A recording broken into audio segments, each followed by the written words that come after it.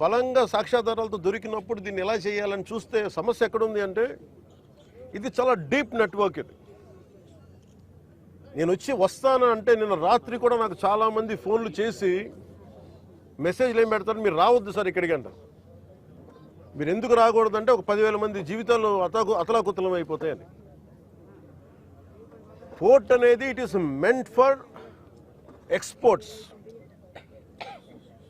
Kakinada port కానీ ఏ port అయినా కానీ అనుమతి ఇచ్చింది ఎక్స్పోర్ట్కి, అంతేగాని స్మగ్లింగ్ కాదు. స్మగ్లింగ్ మీద చేసే విధానంలో కూర్చోబెట్టి దానికి పర్మిషన్, దానికి లైసెన్స్ ఇవ్వాల. లీగల్గా ఎక్స్పోర్ట్కి మాత్రమే ఇక్కడ పర్మిషన్ ఇచ్చారు దీనికి. కానీ వస్తే 10,000 మంది జీవితాలు అతలాకుతలం అయిపోతాయంటే నాకు ఒకటే అనిపించింది. ఇందాక లోపలికి వెళ్ళి కూర్చుంటే నన్ను ఎంత సహకారం లేదంటే నాకే, as a deputy chief minister of Andhra Pradesh నాకే సహకరించాల. ఇక్కడున్న ఈ ఏమో పోర్ట్ అధికారులు, షిప్ అక్కడ స్టెల్లా అనే షిప్ ఉంది, పైకి ఎక్కాలి. దాన్ని ఒక దాదాపు 6 కంపార్ట్మెంట్స్లో దాన్ని ఏముంటుందని 6 కంపార్ట్మెంట్స్లో 3 కంపార్ట్మెంట్స్ ఇది ఉంది. దాన్ని సీజ్ చేసి అక్కడ ఆఫ్ చేసాం.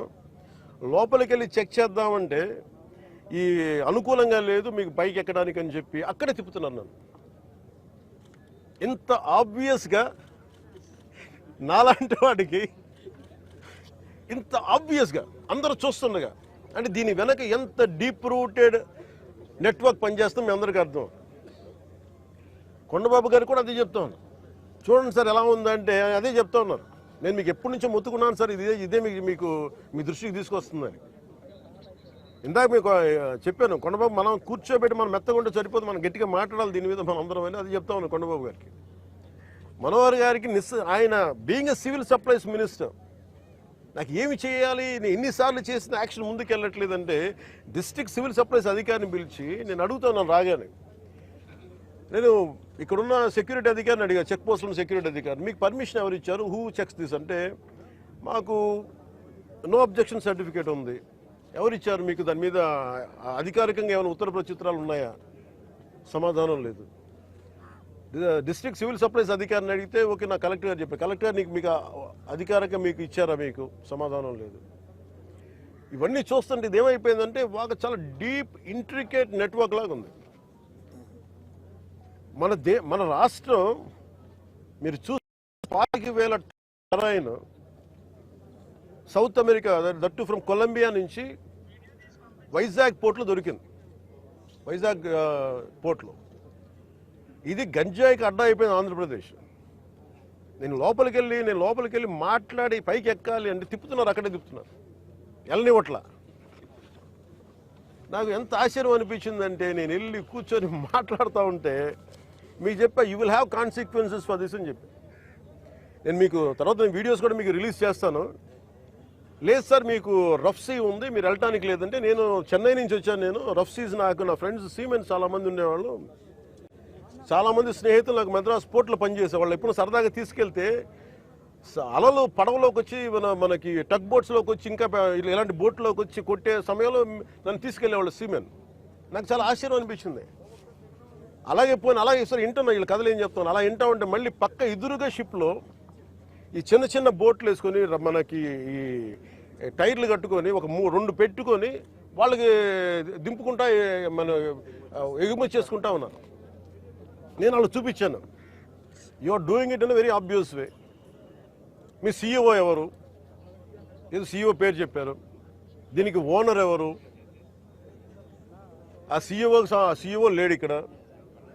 ఓనర్ ఎవరు అంటే ఎవరు 2 పేర్లు చెప్పారు. వన్ ఈజ్ ఏదో అరబిందో వాళ్ళదంట.